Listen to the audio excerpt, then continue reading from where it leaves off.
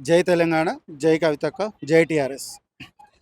ఈరోజు సామాజిక తెలంగాణ అనేది ప్రజల కళ.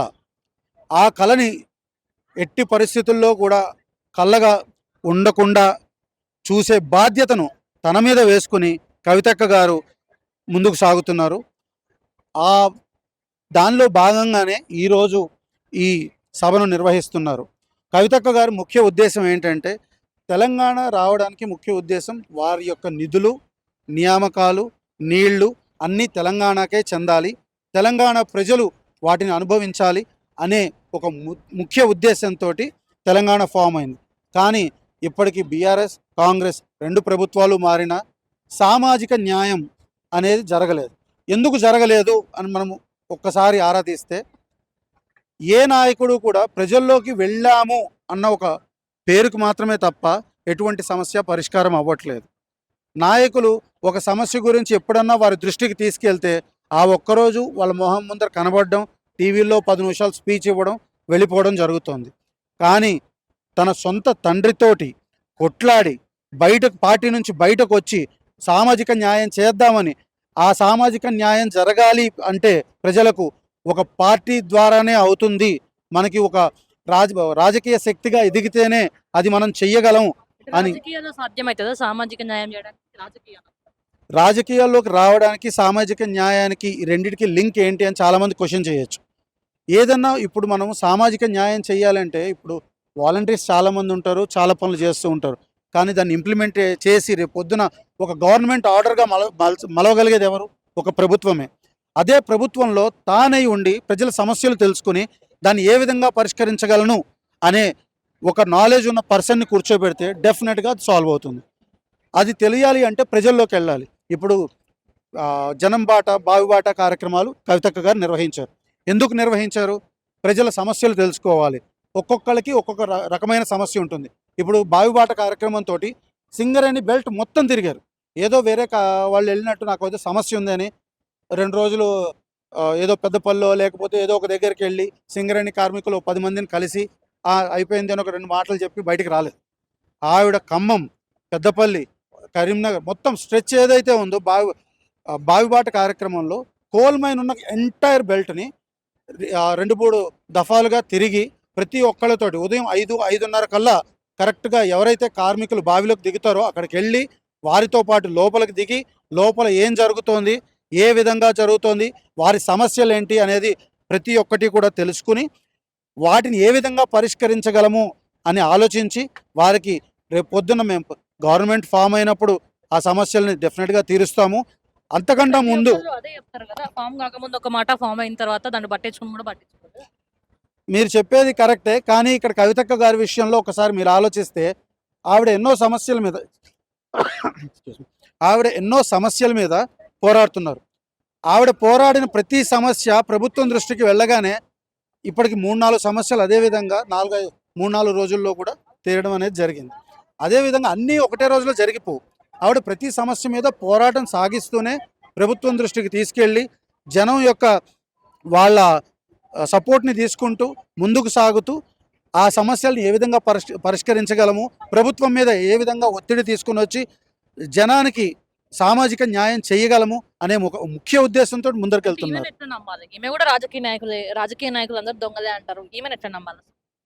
అనేవాళ్ళు 100 అంటుంటారు. ఏదైనా ఒక ఛాన్స్ వస్తేనే ప్రతి ఒక్కళ్ళు ప్రూవ్ చేసుకుంటారు. కానీ ఒకటి గుర్తుపెట్టుకోండి, all the leaders are born from the public. ప్రజల మధ్యలోంచే నాయకులు పుట్టిన వాళ్ళే ప్రతి ఒక్కళ్ళు కూడా. లీడర్స్, నాయకులు వేరు, లీడర్స్ వేరు. లీడర్కి తను ఎదగడం ఒక్కటే ముఖ్య ఉద్దేశం కాదు, తనతో పాటు 10 మంది కూడా ఎదగాలి అనే ఒక ఉద్దేశంతో ఉంది. కవితక్క గారు ఇప్పుడు మహిళలకు చాలా పెద్ద పీట వేస్తున్నారు. ఆవిడ 33% రిజర్వేషన్ కావాలి అని ఎంతో పోరాటం చేశారు.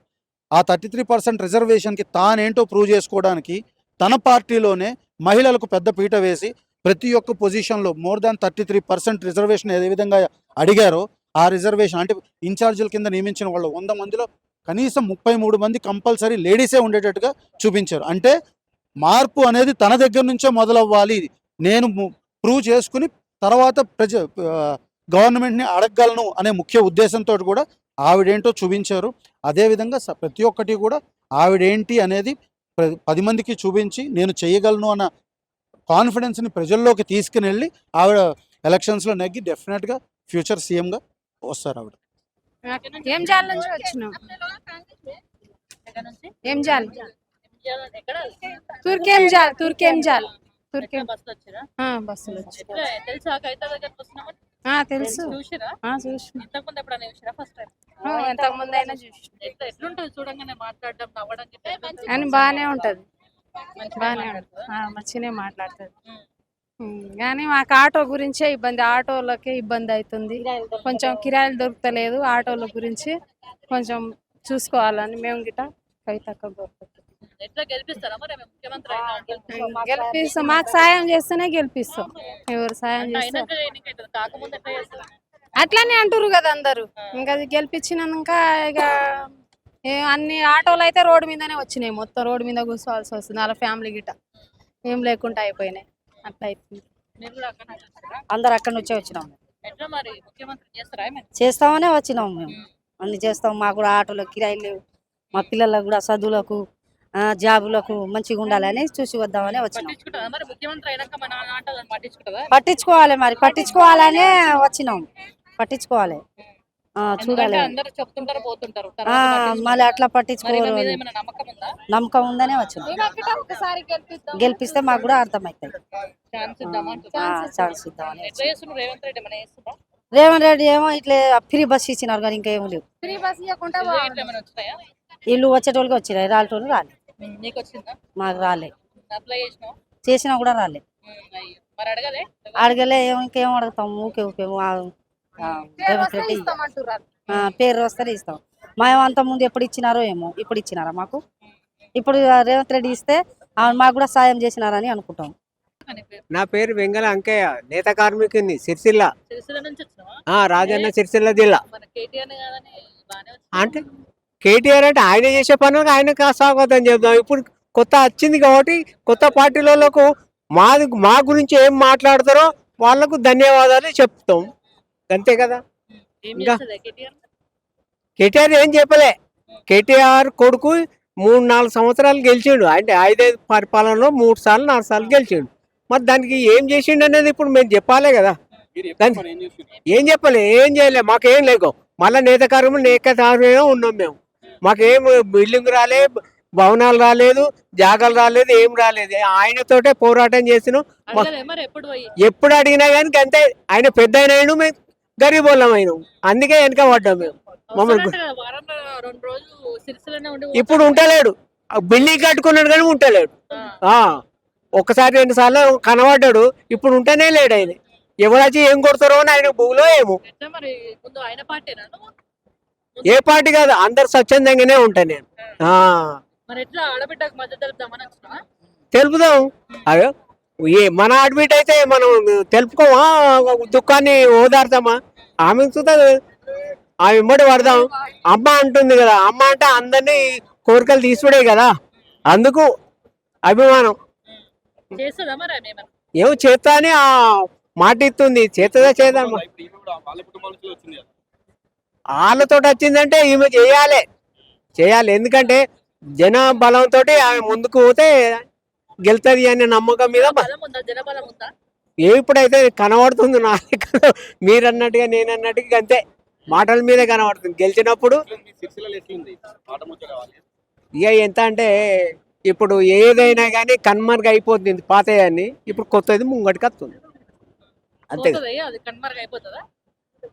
ఇక అందులో ఏముంటది అంటే ఉన్నది ఉంటది, పోయేది పోతుంది, అంతే. కన్మార్గ్ అయింది అంతే. ఇప్పుడు ఈమె వచ్చింది కాబట్టి కన్నమార్గ్ అయింది.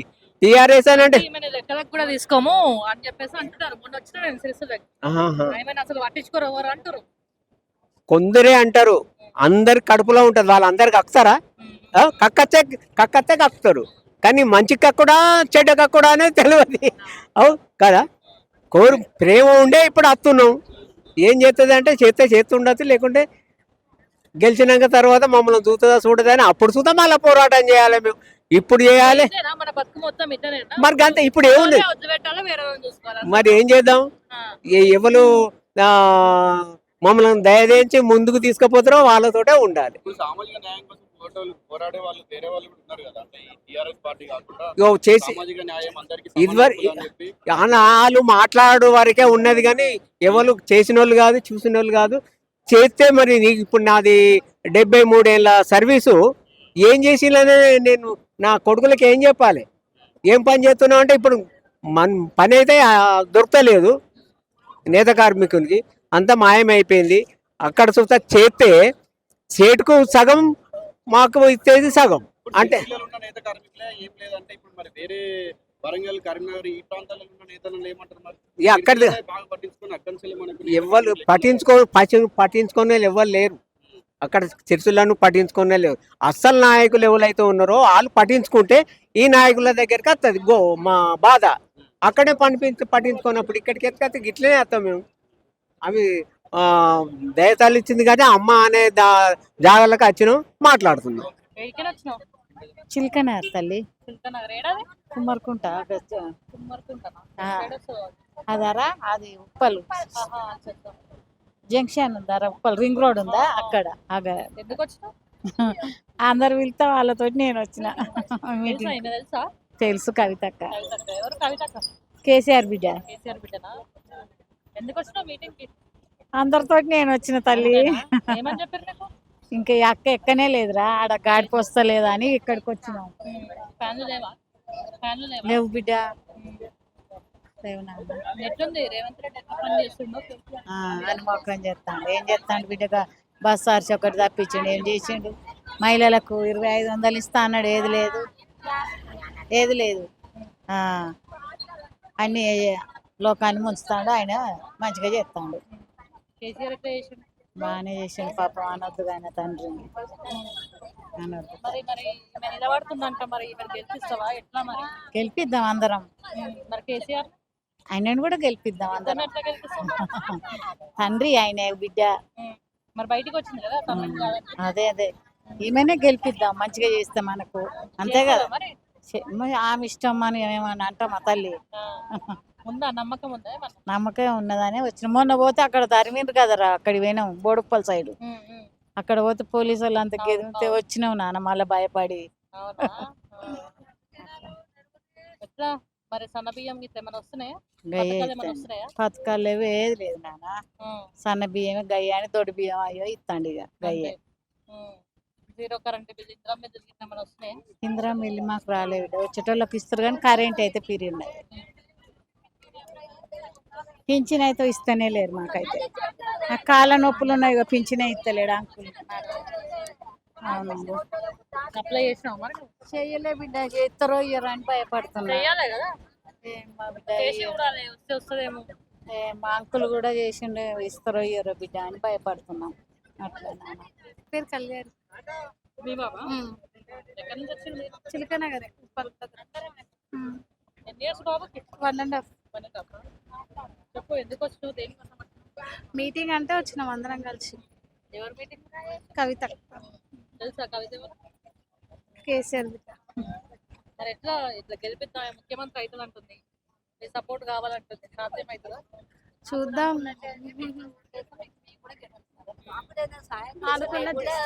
మేము కూడా గెలిపిస్తాము. గెలిపిస్తేనే మంచిగా ఉంటుంది. మాట్లాడు ఇంకా. చిలకనగర్ నుండి వచ్చినాము. కవితమ్మ మీటింగ్ ఉందంటే వచ్చినాము.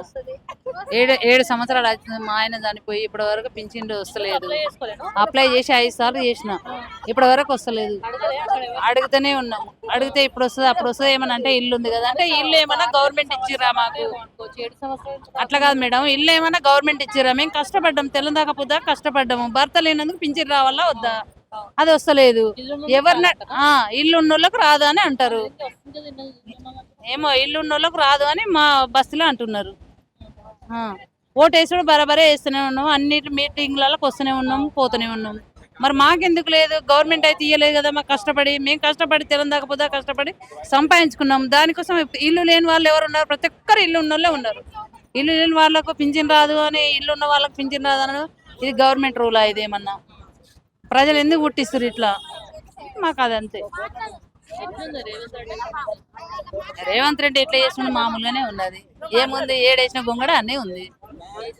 కేసీఆర్ బాగా చేసిండు. ఆ. దానికి ఏం చేయాలి? మేమేం నెత్తివాళ్ళు కొట్టుకున్నా అన్న, మేము గరీబ్ వాళ్ళం, మాకు ఇవ్వాలి 500 600 ఇవ్వాలి. పెద్దమ్మా నేను నీ కొడుకునే నేను, కానీ 100 ఇస్తారు, మాకేం సరిపోతలేదమ్మా.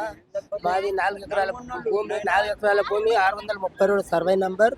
మా భూములన్నీ గవర్నమెంట్ గుంజేసుకొని మాకు ఆన్లైన్ లో చూపిస్తలేరు, మొత్తం గుంజుకున్నారు. మేము ఏం బతకదేరు లేదు, చచ్చిపోయే మరణం వచ్చేసింది మాకు.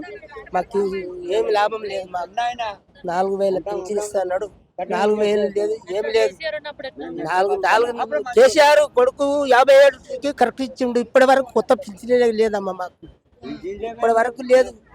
అప్పుడు ఇప్పటిదాకా మాకు పింఛన్ లేదు, ఏం లేదు. తులం బంగారం ఇస్తాడు, ఆడపిల్లకి 2500 ఇస్తాడు, 1,16,000 ఇస్తాడు. ఆడపిల్లకి పింఛన్ ఇస్తాడు, మగపిల్లానికి ఇస్తాడు, ఇద్దరికి ఇస్తాడు. ఇవే అన్ని మాటలు చెప్పి మాకు మోసం చేసిండు, పబ్లిక్ మొత్తం మోసం చేసి మమ్మల్ని అడుగునే దొక్కేసిండు మొత్తం. మేము ఎవరు ఏం కట్టాను, ఇప్పుడు వచ్చి తోలుకొస్తారు. ఇప్పుడు కూడా తోలుకొచ్చే మనుషులు 300 200కు కుక్కలు లేక మన పశువులు లేక ఎక్కుతున్నాము, వస్తున్నాం. మాకు ఆ 200 300 ఇస్తే ఏం సరిపోదు మాకు. మాకు 632 సర్వే నంబర్, 632 సర్వే నంబర్ మాది. లవాన్ పట్టా 4 ఎకరాల భూమి అరకలు పోసే పేరు మీద ఉంది, అరకలు మళ్ళీ పోసే పేరు మీద ఉన్నది భూమి. ఇప్పటి వరకు మాకు పట్టా చేసి అన్నాడు, ఇప్పటి వరకు లేదు. 3 ఏళ్ళు వెళ్ళి 4 పడుతుంది కదా, 4 దినాలు అయితే ఇప్పటి వరకు చేయలేదు. మేము 70 సంవత్సరాలు దాన్ని చేసుకుంటూ ఉన్నాం. నేను ఇప్పటికి 63 సంవత్సరాలు ఉన్నాను. నేను ఇప్పటి వరకు మాకు అమలు చేయలేదు. ఆ పాస్బుక్ ఇస్తలేరు, ఆ ఏరియా దొక్కలేదు, గోమరిస్తలేరు. మాకు పాస్బుక్ లేదు, ఆన్లైన్ లో చూపించమంటున్నాడు. ఏమనంటే పోలీసులను భూమి మీద పెడుతున్నారు, ఎలగొడుతున్నారు. మాకు ఇంత కష్టం వచ్చేసింది. ఇల్లు ఇస్తామన్నారు, ఇప్పటికి వరకు 8 నెలలు అయిపోయింది. ఇల్లు అంతా కూలగొట్టు. ఇల్లు కేసీఆర్ మాకు 24 గంటల కరెంట్ తెచ్చిండు. మనకు కేసీఆర్ 24 గంటల కరెంట్ తెచ్చిండు. తాగడానికి నీళ్లు ఎక్కడ దేశంలో ఉంటే అక్కడి నుంచి మాకు నీళ్లు తెచ్చి తాపిచ్చుడు మాకు కేసీఆర్ చేసిన పనులు మాకు కొన్ని మంచిగా అయినాయి. 3 ఎకరాల భూమి ఇస్తా అంటే ఆయన ఎక్కడ దొరకదు, ఆ భూమి దొరకదు. ఇప్పుడు వరకు మనకు ఎవరు చేయలేదు. మాకు చాలా కష్టం వచ్చింది. ఇల్లు కూలగొట్టుకొని ఉన్నాము. ఇప్పుడు బయట ఆడిపాలైనాము మొత్తం. ఇల్లు ఇస్తామంట అని అన్నాడు. నేను కాలే ఆదాయ దగ్గరికి పోయినా, భీమవరం దగ్గరికి పోయినా, ఇప్పటి వరకు కూడా ఇవ్వలేదు. సెవెల మొన్నవాది మండల్ మాది, మొన్నవాది మండల్ గ్రామం చిలుకూరు, మొన్నవాది మండల్ ఇక్కడ మన సెవెల దగ్గరనే అవుతుంది. మొత్తము శంకర్పల్లి ఇక్కడ సైడ్ లో 5 మండలాలకు కాలేదా పెద్ద ఆయన అందులో వెళ్ళి ఇళ్ళ చేరిండు. ఎవరు కాలేదా కూడా కాంగ్రెస్ లకు వచ్చేసిండు. ఆయన ఇక పనులు చేసిండు, ఆయన కూడా కొన్ని చేసిండు. కానీ మా వెనక ఉన్న శక్తులు పనులు కానీ ఏం కానీ మమ్మల్ని ఇట్లా బురద బుక్కిపిస్తున్నారు. అట్లా చేసిరమ్మా. మేము ఇక చాలు, ఏడికి చాలు. రేవంత్ రెడ్డి అన్నం మాకు మస్తు అయిపోయింది. ఇప్పటి వరకు మీకు నమస్కారం చేస్తాము. మీకు ఆలోచన చేసిన మేము ఇప్పుడు ఎప్పుడైనా మాకు కేసీఆర్ కొడుకు వచ్చిందంటే, మాకు కవిత రెడ్డి వచ్చిందంటే, మాకు కవిత రెడ్డి అరే కేసీఆర్ బిడ్డ అంటే మాకు పెద్ద బంగారం అమ్మ. ఆయనే మాకు ఈమె బంగారం. కేసీఆర్ బిడ్డ అంటే మాకు బంగారం. మాకు అన్న మాటలు కరెక్ట్ చేసిండాలి. వీళ్ళు వేస్తలేరు మాకు ఏమి. మేము ఎస్సీలకు మాకు ఇందిరమ్మ భూమి ఎప్పుడు ఇచ్చింది, చాలా రోజుల కింద ఇచ్చింది. మాకు 60 ఇప్పటి పట్టాలు లేవు. ఆ భూములు గుంజుకొని ఆ వైర్లు పిడి చేసుడు, పోలీసులు పెట్టుడు, ఇప్పటికి పట్టాలు లేవు, ఏమి లేవు. మాకు చాలా కష్టం వచ్చేసింది. మేము అడక తిన్న రోజు గుడికాడ అడుకొని తింటున్నాము. రోల పడతా సాడ దగ్గర ఎవరి దగ్గర దానం ఇచ్చిన భూమి గుంజుకుంటున్నారు. మాకు ఇందిరమ్మ భూమి దానం ఇచ్చిన భూమి గుంజుకుంటున్నారు. రేవంత్ రెడ్డి గుంజుకొని మమ్మల్ని ఆగమాగం చేసేస్తుంది. మేము ఇక బతకదాలము, చచ్చిపోతాము. 4 దినాలు అయితే అయిపోయింది. కొట్లాడి సాధించుకున్నానంటే మాకు చదువు రాదు, శస్త్రమ్మ. చదువు ఉంటే బాగుండే, చదువు లేదు. మోటు కష్టం చేసుకుంటాం, గడి చెప్తాము, బాయిలో ఏమైనా మట్టి చేయమంటే తీస్తాము. మేము అదే పని చేస్తాం. మేము మొత్తం మాకు ఏమీ లేదు ఇప్పటి వరకు. సర్పంచ్ దెబ్బ కుళ్ళెప్తున్నాను, అందరు దొంగలే. దాచుకుంటే దాగది. మా చిలుకూరు మా తమ్ముడైన ఏ పనులు కానియరు. ఏం లేదు. ఇల్లు గుళ్ళ కొట్టుకున్నాము ఇప్పటికి లేదు ఇల్లు గుళ్ళ కొట్టుకొని మందినల్లా కిరాయిలకు ఉన్నారు 2000 3000 కడుతున్నారు ఒక్కళ్ళొకళ్ళు కూలినాలు చేసి ఇదివరకు ఇండిలో ఏం లేవు మాకు ఎట్టేయాలి చెప్పు ఇప్పుడు ఓటు వేయాలంటే అమ్మ ఎట్టేయాలి నువ్వు నాకు ఒక పని చేస్తావు నీ పని చేయకపోతే ఏమంటావు అమ్మ గల పని పోనైనా అంటే చెప్తావు ఆ పని చేసి రాడు అట్ట లేదు ఇంత 10 అంత 10,000 ఇంత 10,000 ఇట్టున్నది కదా మాది ఇంత సర్పంచులు నంబర్లు మొత్తం అంత మొత్తం మోసం కాదు పాస్బుక్ చేసిస్తాడని మాకు ఆశలు చెప్పిండు మా ఉన్న భూములు గుంజుకొని మొత్తము ప్లాన్ చేసేసి గుంజుకుంటున్నాడు ఇంకేమైంది గుంజుకుంటానున్నాడు అక్కడ అమ్ముకుందామంటే 300 గజాలు ఇస్తా అంటే మా 300 గజాలు 4 ఎకరాల భూమి 300 గజాలు ఎట్లా తీసుకుంటాం ఏ రూల్తో తీసుకుంటాం మేము 4 మండల దాములము మేము 632 సర్వే నంబర్ మేము అన్నము 70 సంవత్సరాల సంది మా నాయనలు మా తాతలు మేము సాధించినాం దాన్ని ఇప్పుడు గుద్దుకుంటే మాకు ఎంత బాధ అనిపిస్తుంది మాకు ఎంత కల ఉన్నది మా పిల్లలు జల్లెలు ఇప్పుడు ఏమంటుండ్రు ఆన్లైన్లో చూపించకుండా కట్ చేసి పారేసిండ్రు మొత్తం మేమేం చేయలేము ఇక ఆన్లైన్లో కట్ చేసిండ్రు ఎవరైనా వచ్చిండ్రు అంటే 10 గుంటలు అమ్ముకుంటే 10 లక్షలు వస్తాయని ఆశ పట్ట భూమి కాదు బాబునిది ఇందిరామ్మ ఇచ్చిన భూమి అమ్ముకునే వద్దులు అమ్ముకునే లేదంటే ఒక 2 ఎకరాలు తీసుకొని 2 ఎకరాలు మాకు పట్ట చేసిస్తే 10 గుంటలు అమ్ముకుంటే మా పిల్లల పెళ్ళిళ్ళని అయితే ఇంత ఇళ్ళనే కట్టుకుంటాం మేము అంటే ఇప్పటి వరకు మాకు పట్టాలు లేవు ఏం లేవు ఉన్న భూమి గుంజుకొని ఇచ్చిన భూమి ఇందిరామ్మ ఇచ్చిన భూమి గుంజుకొని అమ్ముకున్నామని చేస్తుంది అంతే